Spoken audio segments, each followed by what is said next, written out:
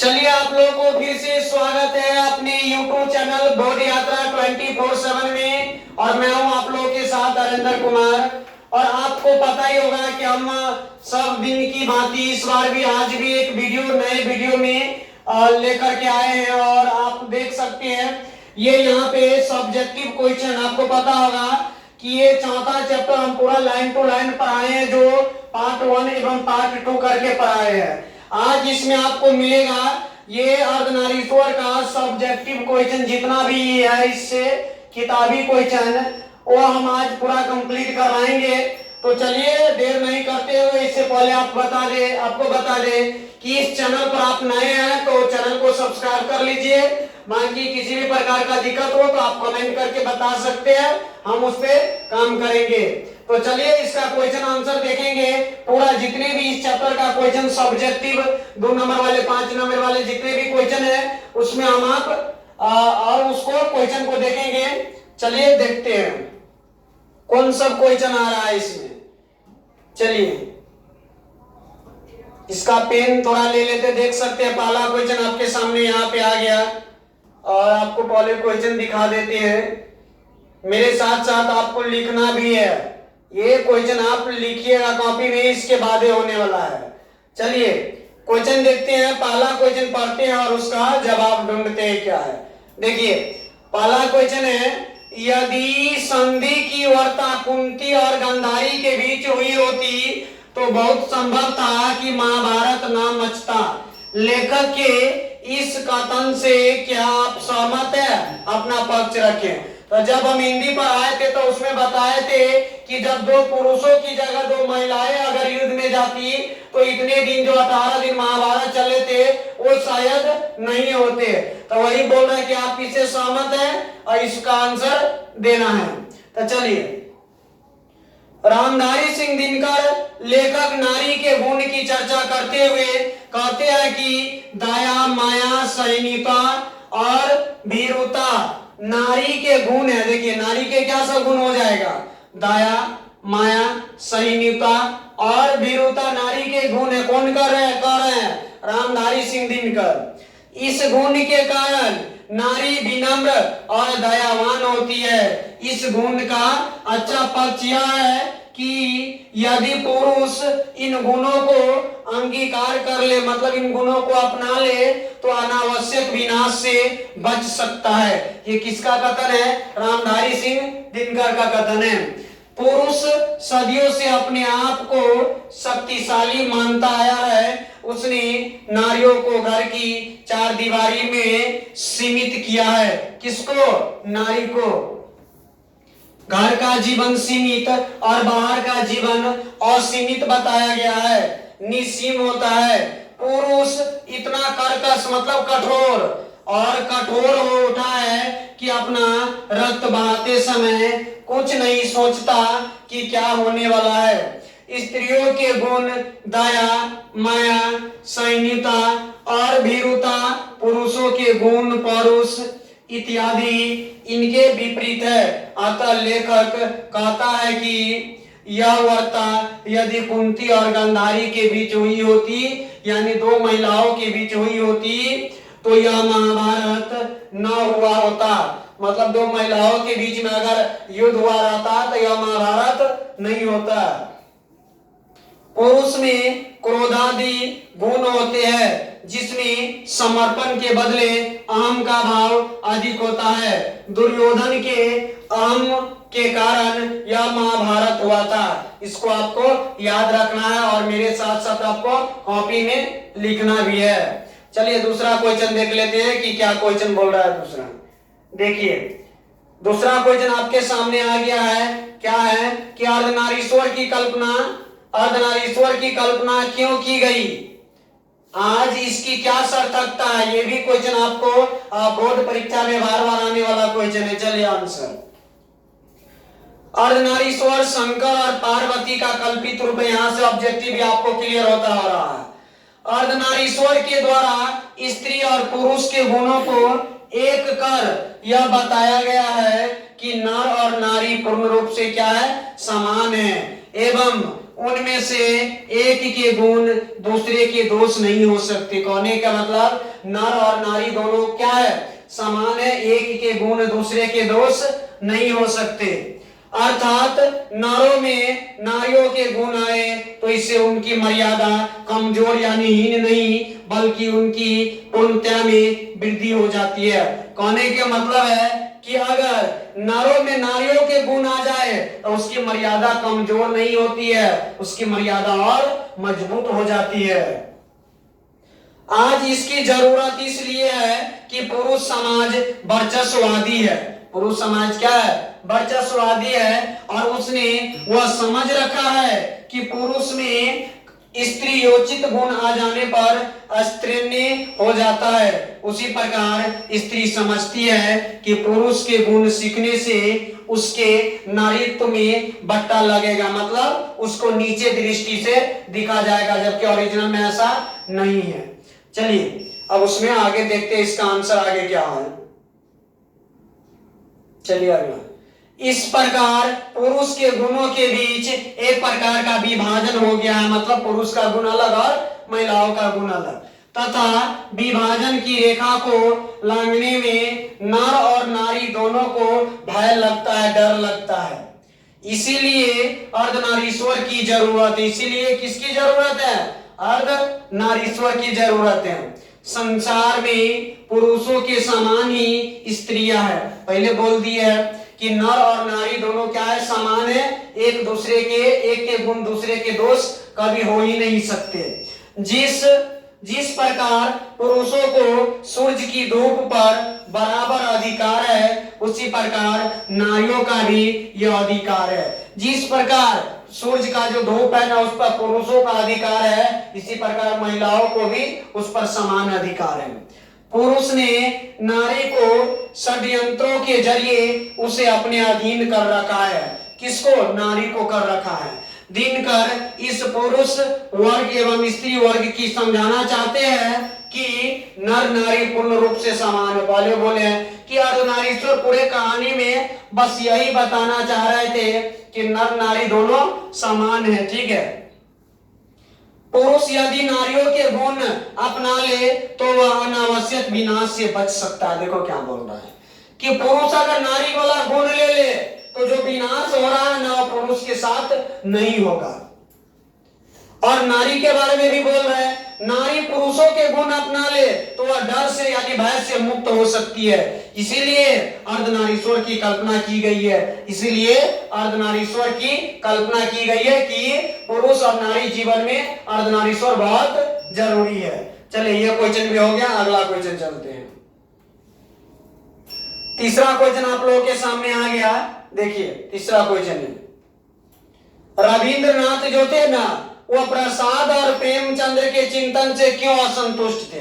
तो अब ये बता देते हैं कि रविंद्रनाथ जो है ना नारी को आगे बढ़ाने का काम कर रहे थे, जबकि प्रसाद जी और प्रेमचंद्र जी ये दोनों नारी को नीचे दिखाने का काम कर रहे थे।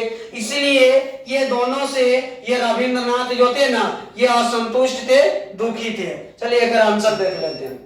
रविंद्रनाथ प्रसाद और प्रेमचंद्र के चिंतन में दिनकर असंतुष्ट इसलिए है कि वे अर्धनारीश्वर रूप उनके चिंतन में कहीं प्रकट नहीं हुआ। पहले बोले कि ये दोनों नारी को नीचे दिखाने का काम कर रहे थे, इसलिए ये इस दोनों से क्या थे, दुखी थे, असंतुष्ट थे। चलिए आगे इसी का आंसर आगे बढ़ाते हुए चलते हैं। बल्कि नारी को नीचा दिखाने, उसे अधीन करने की बात कही गई है। दिनकर मानते हैं कि अर्धनारीश्वर की कल्पना से इस बात के संकेत है कि नर नारी पूर्ण रूप से समान है। नर नारी पूर्ण रूप से क्या है, समान है, एवं उनमें से एक के गुण दूसरे के दोष नहीं हो सकते। दिनकर पाते हैं कि यह दृष्टि रविंद्रनाथ के पास नहीं है। मतलब जो रविंद्रनाथ जो कहते हैं ना नारी किसी काम का नहीं है, वो उसको अच्छे से उसको देखने की दृष्टि नहीं है। कौन कह रहे, रामधारी सिंह दिनकर। वे नारी के गुण यदि पुरुष में आ जाए तो उनको दोष मानते। कौन मानते दोष, ये रविंद्रनाथ जी मानते हैं। नारियों को कोमलता ही शोभा देती है। वे कहते हैं कि नारी है कि होइबे कर्म कृति वीर्यबल शिक्षा दीक्षा तार, अर्थात नरों की सार्थकता उसकी भंगिमा के मोहक और आकर्षक होने में है। नारियों के बारे में बताया जा रहा है। केवल पृथ्वी की शोभा, केवल आलोक, केवल प्रेम की प्रतिमा बनने में, ये कौन बता रहे? रविंद्रनाथ जी बता रहे कि ये केवल नारी इसी काम के लिए बनी हुई है, जबकि रविंद्रनाथ बोल रहे हैं कि नहीं, ऐसा नहीं है, इसीलिए उससे थोड़ा दुखी है। अब आगे देखिए, कर्म कृति वीर्यबल और शिक्षा दीक्षा लेकर वह क्या करेगी? रविंद्रनाथ जी बोल रहे हैं नारियों के बारे में। प्रेमचंद्र ने कहा है कि पुरुष जब नारी के गुण लेता है तब वह देवता बन जाता है, किंतु नारी जब नर के गुण सीखती है तब वह राक्षसी बन जाती है। ये किसका कहना है? ये प्रेमचंद्र जी का कहना है। मतलब रविंद्रनाथ और प्रेमचंद्र दोनों जो है ना, नारी को नीचे दिखाने का काम कर रहे थे कि नारी किसी काम की चीज ही नहीं है। इसी प्रकार प्रसाद जी ईरा के विषय में यदि कहा जाए कि ईरा वह नारी है जिसने पुरुषों के गुण सीखे हैं, तो निष्कर्ष निकलेगा कि प्रसाद जी भी नारी की पुरुषों के क्षेत्र से अलग रखना चाहते हैं। प्रसाद जी भी पुरुषों के क्षेत्र से नारियों को अलग रखना चाहते हैं। नारियों के प्रति इस तरह के भाव तीन बड़े चिंतकों को शोभा नहीं देता, इसलिए दिनकर इनके चिंतन से दुखी है। नारी संसार में सर्वत्र, मतलब सभी जगह नारी है और पुरुष भी पुरुष है, मतलब दोनों एक दूसरे के बराबर है, एक दूसरे के दोस्त कभी हो ही नहीं सकते। इसलिए इन दोनों से क्या है ना, ये दुखी थे। कौन दुखी थे? देखिए यहाँ पे एक बार और बता देते हैं। ये रविंद्रनाथ जी इन दोनों से दुखी थे, ये दोनों से ये रविंद्रनाथ दुखी थे। चलिए, उम्मीद करते हैं कि आपको समझ में आ रहा होगा और ये आंसर आपको लिखना है कॉपी पे। चलिए आगे चलते हैं, अगला क्वेश्चन का जवाब। अब देखिए, इसमें पहले भी बताए और अभी भी बता देते हैं। ये प्रवृत्ति मार्ग और निवृत्ति मार्ग क्या है, तो आपको पहले बता दे। प्रवृत्ति मार्ग मतलब जिसमें नारी की पद मर्यादा ऊपर उठेगी, नारी का वैल्यू दिया जाएगा, वो प्रवृत्ति मार्ग हो जाएगा। और जिसमें नारी का कुछ नहीं समझा जाएगा, कोई काम का नहीं समझा जाएगा, उसको बोलेंगे निवृत्ति मार्ग बोलेंगे। ठीक है, चलिए आप आंसर देखते हैं। प्रवृत्ति मार्ग देके आपको क्या करना है, डैश देना है। प्रवृत्ति मार्ग को गृहस्थ जीवन की स्वीकृति का मार्ग है। दिनकर जी के अनुसार गृहस्थ जीवन में नारियों की मर्यादा बढ़ती है। जो पुरुष गृहस्थ जीवन को अच्छा मानते हैं उन्हें प्रवृत्ति मार्गी माना जाता है। जो प्रवृत्ति मार्गी हुए उन्होंने नारियों को गले से लगाया, नारियों का सम्मान दिया। प्रवृत्ति मार्गी जीवन में आनंद चाहते थे और नारी आनंद की खान है। ये किसका कहना है? प्रवृत्ति मार्ग वालों को कहना है नारी आनंद की खान होती है। वह ममता की प्रतिमूर्ति है, वह दया माया सहिष्णुता की भंडार है। ये किसका कहना है? ये प्रवृत्ति मार्गी का कहना है। ठीक है, अब निवृत्ति मार्गी के बारे में पढ़ते हैं आगे। चलिए, निवृत्ति मार्गी के बारे में पढ़ते हैं कि क्या बोल रहा है। निवृत्ति मार्गी देखिए, निवृत्ति मार्ग गृहस्थ जीवन को अस्वीकार करने वाला मार्ग है। गृहस्थ जीवन को अस्वीकार करना नारी को अस्वीकार करना है। निवृत्ति मार्ग से नारी की मान मर्यादा गिरता है। निवृत्ति मार्ग से क्या होता है? नारी की मान मर्यादा क्या होती है? गिरती है।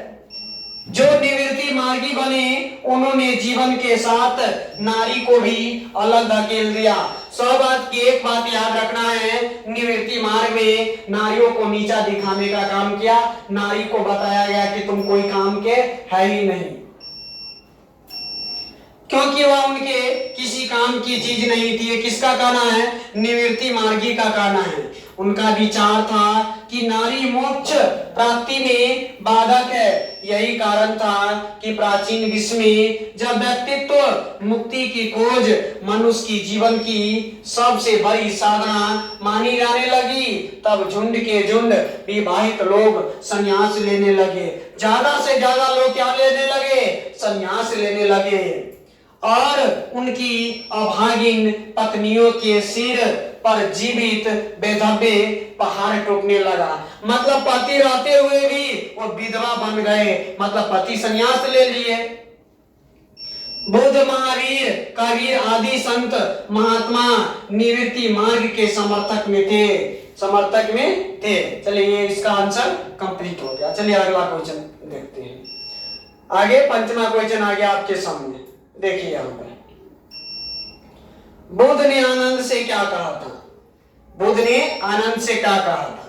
एक बार और बता दें कि आप देख रहे हैं 20 बोर्ड आता है 24/7 और मैं आज हिंदी क्लास 12 चैप्टर नंबर 4 का क्वेश्चन आंसर करा रहे हैं और ये पंचमा क्वेश्चन अभी कराएंगे। इसका चैप्टर का लाइन टू लाइन हम वीडियो पे डाल चुके हैं, आप जा करके देखिए। एक बार जब तक थ्योरी नहीं पढ़िएगा ना तब तक ये कुछ भी समझ में आने वाला नहीं है। कहने का मतलब उसको पूरा कहानी को पढ़ना, हम लाइन टू लाइन उस कहानी में पूरा डिटेल से पढ़ाए तो जाइए। और देखिए प्ले लिस्ट भी बना है, प्ले लिस्ट में जाइएगा तो उसमें लगभग वीडियो होगा, चैप्टर बाय चैप्टर है, उसमें देख सकते हैं। चलिए आगे चलते हैं।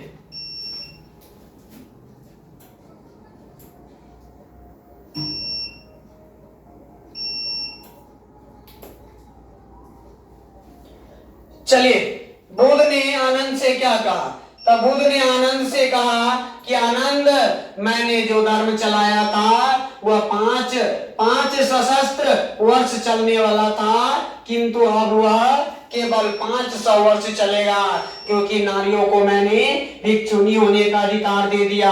किसका कथन है? बुद्ध ने कहे थे किससे? आनंद से। ये याद रखना। अगला क्वेश्चन, स्त्री को अहेरिन और नागिन जादूगरनी कहने के पीछे क्या मंशा होती है? क्या ऐसा कहना उचित है? क्या ऐसा कहना सही है? तो चलिए क्या आंसर बोल रहा है। स्त्री को अहेरिन, नागिन और जादूगरनी कहने के पीछे पुरुष की मंशा खुद को श्रेष्ठ साबित करने की है। पुरुष की मंशा बस यही है कि नारी किसी काम की चीज नहीं है, नारी से ज्यादा वैल्यूवान जो है ना सब जगह पुरुष ही है। इसका कहने का मतलब यही है,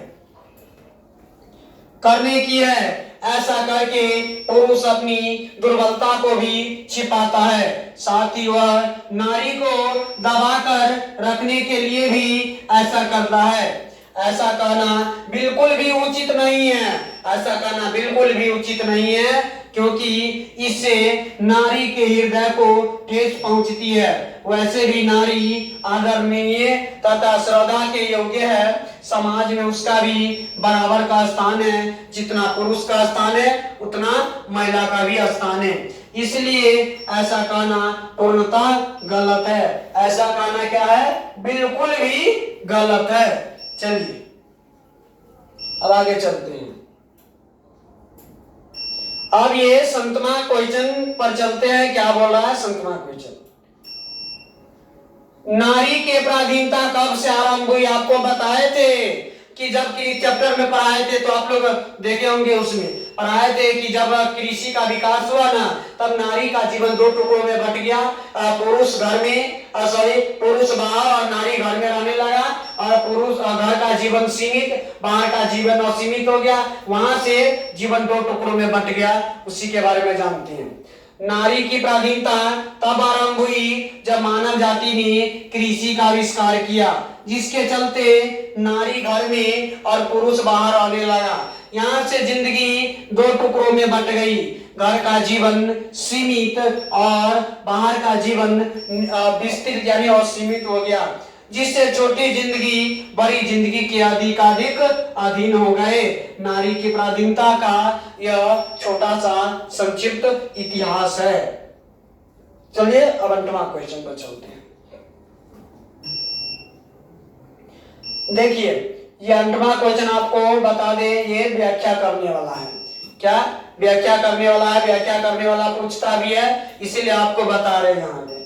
देखिए पहला क्वेश्चन है, प्रत्येक पत्नी अपने पति को बहुत कुछ उसी दृष्टि से देखती है जिस दृष्टि से लता अपने वृक्ष को देखती है। तो उसके बारे में यहाँ पर व्याख्या पढ़ते हैं, ठीक है। चलिए इसका आंसर क का आंसर क्या बोल रहा है, देखिए यहाँ पे।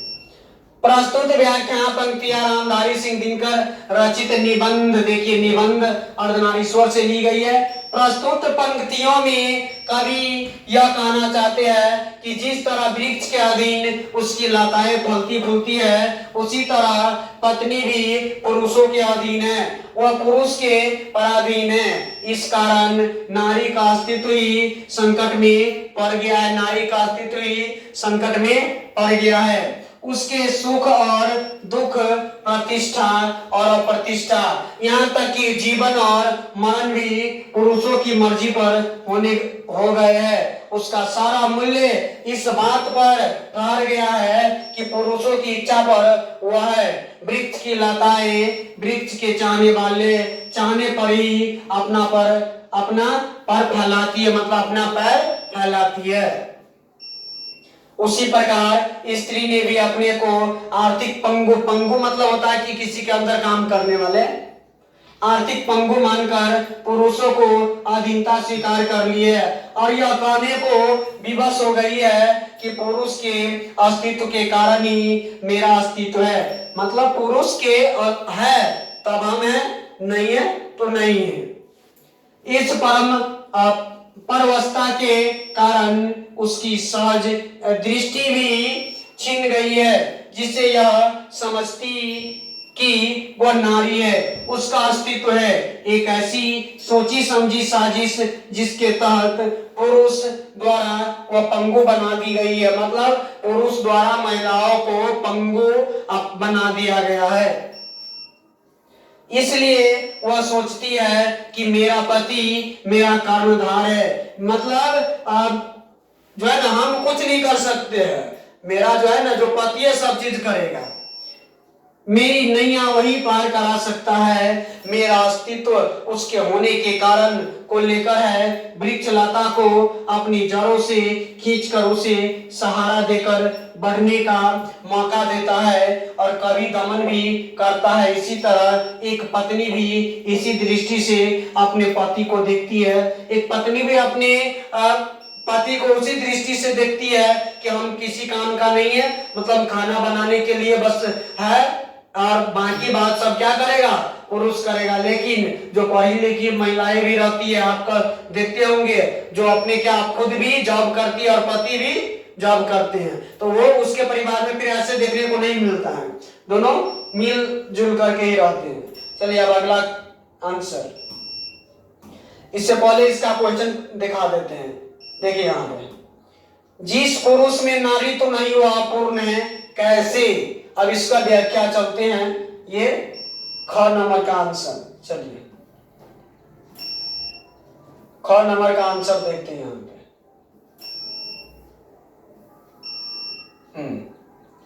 चलिए इसका आंसर, प्रस्तुत व्याख्यान पंक्ति रामधारी सिंह दिनकर के निबंध अर्धनारीश्वर से ली गई है। कहां से, अर्धनारीश्वर से। निबंधकार दिनकर कहते हैं कि नारी में दया, माया, सहनीता और वीरता जैसे स्त्री योचित गुण होते हैं। इन गुणों के कारण नारी विनाश से बची रहती है। यदि इन गुणों को पुरुष अंगीकार कर ले तो पुरुष के परुष में कोई दोष नहीं आता है, कोई कमी नहीं होता है, पुरुष नारीत्व से पूर्ण हो जाता है। इसलिए निबंधकार अर्धनारीश्वर की कल्पना करता है, जिसे पुरुष स्त्री का गुण और स्त्री पुरुष का गुण लेकर महान बन सके। प्रकृति ने नर नारी को समान बनाया है। प्रकृति ने ऐसा थोड़ा बोला है कि तुम नारी को जाओ कि तुम घर में ही रहना, बाहर नहीं जाना। पुरुष को ऐसा थोड़ा बोला है कि तुम बाहर रहना, घर में नहीं जाना। तुम लोग को समान बनाया है, लेकिन यहाँ बंटवारा जो समाज कर दिया है। चलिए पर गुणों में अंतर है। अतः निबंधकार नारीत्व के लिए एक महान पुरुष गांधी जी का हवाला देता है कि गांधी जी ने अंतिम दिनों में नारीत्व की ही साधना की थी। कल ये गांधी जी नारीत्व की साधना की थी। चलिए इसका आंसर भी हो गया। अब अगला चलते हैं। जब तक इस चैप्टर का आप थ्योरी नहीं पढ़िएगा, पूरा कहानी नहीं पढ़िएगा, आपको ऊपरे से समझ में नहीं आने वाला है क्वेश्चन। इसलिए पहले जाइए इसका कहानी पढ़िए, हम पढ़ाए हैं, इसके बाद यहाँ पर क्वेश्चन करिए, आपको पूरा याद हो जाएगा। चलिए देखते हैं आगे।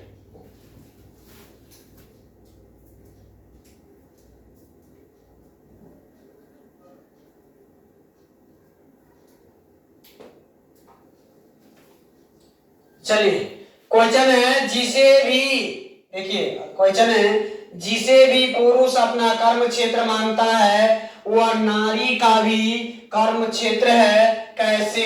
तो इसका उत्तर चलते हैं, इसका आंसर चलते हैं, क्या बोल रहा है देखिए इसका आंसर। आंसर हो जाएगा, राष्ट्र कवि रामधारी सिंह दिनकर ने अपने निबंध अर्धनारीश्वर में नर नारी के समान महत्व पर प्रकाश डाला है। उसके अनुसार नर नारी एक दूसरे के पूरक है, मतलब एक दूसरे के समान है। नर में नारीत्व का गुण एवं नारी में पौरुष का गुण सहज ही दृष्टि गोचर है, मतलब ये गलत नहीं है। इस संसार में नर और नारी दोनों का जीवन उद्देश्य एक है, परंतु पुरुषों ने अन्याय से अपने उद्देश्य की सिद्धि के लिए मनमाने विस्तार का क्षेत्र अधिकृत कर लिया है। जीवन की प्रत्येक बड़ी घटना आज केवल पुरुष प्रवृत्ति से संचालित होती है। जैसे युद्ध करना हो, पुरुष ही जाते हैं, महिला को थोड़ा भेज देता है, नहीं दिखाई देती है, इसलिए उसमें कर्कशता अधिक और कोमलता कम दिखाई देती है। पुरुष में कठोरता अधिक और कोमलता कम दिखाई देती है। यदि इस नियंत्रण और संसार में संचालन में नारियों का हाथ हो तो मानवीय संबंधों में कोमलता की वृद्धि अवश्य होगी। जीवन यज्ञ में उसका भी अपना हिस्सा है और वह हिस्सा घर तक ही सीमित नहीं, बाहर भी सीमित है। घर तक ही सीमित नहीं है, बाहर भी सीमित है। आज नारियों को हर क्षेत्र में कार्य मिल रहा है और उसे वे बड़ी समझदारी से उतनी ही मजबूती से के साथ करती है जितने की पुरुष। यदि पुरुष अपना वर्चस्ववादी रवैया कम करे तो यह संभव है कि इस प्रकृति के द्वारा इनमें कोई भेदभाव नहीं होगा। अगर पुरुष और महिला दोनों एक दूसरे के साथ अच्छे से व्यवहार करने लगे तो दोनों में भेदभाव समाप्त हो सकता है। तो हम कौन होते हैं? उनको भी भेद बांटने वाले, विभेद करने वाले। अतः पुरुष जिसे अपना कर्म क्षेत्र मानता है वह नारी का भी कर्म क्षेत्र है, यह आपको याद रखना है। चलिए 10वां क्वेश्चन क्या बोल रहा है। 10वां क्वेश्चन देखिए। 10वां आंसर थोड़ा बड़ा है और ये लास्ट डे है, ठीक है। ये पूरा समझिए कि एक तरीका से सारांश कि पूरा कहानी में क्या बताया गया है, ठीक है। पूरा कहानी में क्या बताया गया, अगर कहानी आप पढ़े हैं तो इसका जवाब आप पूरे दे सकते हैं। आप देखिए क्या बोल रहा है रामधारी सिंह दिनकर के, वो क्या कहना चाहते हैं कहानी में, उसके बारे में लिखिए। तो कहानी अगर आपको समझ में आ गया है ना, तो ये इतना बड़ा आंसर देख करके घबराने की जरूरत नहीं है, आप अपने मन से भी लिख सकते हैं। लेकिन हम यहाँ पर आंसर दे देते हैं। चलिए क्वेश्चन है, अर्धनारीश्वर निबंध में दिनकर जी के व्यक्त विचारों का सार रूप प्रस्तुत करें। सार मतलब सारांश कीजिए। चलिए आंसर, अर्धनारीश्वर निबंध के द्वारा दिनकर यह विभेद मिटाना चाहते हैं कि नर नारी दोनों अलग अलग है। नर नारी पूर्ण रूप से समान है एवं उनमें से एक के गुण दूसरे के दोष नहीं हो सकते। दिनकर पुरुषों के वर्चस्ववादी रवैये से बाहर आकर नारी को समाज में प्रतिष्ठा दिलाना चाहते हैं। मतलब नारी को आगे बढ़ाने के लिए रामधारी सिंह दिनकर वो कविता कहानी में लिखे हुए हैं। जिसे पुरुष से भी हीन समझा जाता है, दिनकर यह दिखलाना चाहते हैं कि नारी पुरुष से तनिक भी कम नहीं है। पुरुषों को भोगवादी दृष्टि छोड़नी होगी। जो स्त्री को भोग्या मात्र समझता है वे नारियों को भी कहते हैं कि उन्हें पुरुषों के कुछ गुण अंगीकार करने में हिचकिचाना नहीं चाहिए। नहीं, वह समझना चाहिए कि उसके नारीत्व को इसे बटा लगेगा। कहने का मतलब है कि पुरुष को भी कह रहे हैं कि नारी को नीचे मत दिखाओ, नारी को भी कह रहे हैं कि ये मत समझो कि जो है सो पुरुष है, अब अपना भी कुछ कीजिए। कमी आएगी। पुरुषों को भी स्त्री योचित गुण अपनाकर समाज में स्त्रीण्य कहलाने से घबराना नहीं चाहिए, क्योंकि स्त्री के कुछ गुण शीलता, सैनिकता, वीरता पुरुषों द्वारा अंगीकार कर लेने पर वह महान बन जाती है। कुछ महिलाओं का ऐसा कहना रहता है। चलिए आगे। दिनकर तीन भारतीय चिंतकों का हवाला देते हुए उनकी चिंतन की दृष्टि से दुखी होते हैं। चिंतन की दृष्टि से दुखी होते हैं। दिनकर मानते हैं स्त्री भी पुरुष की तरह प्रकृति की बेमिसाल प्रकृति है, इसमें विभेद अच्छी बात नहीं।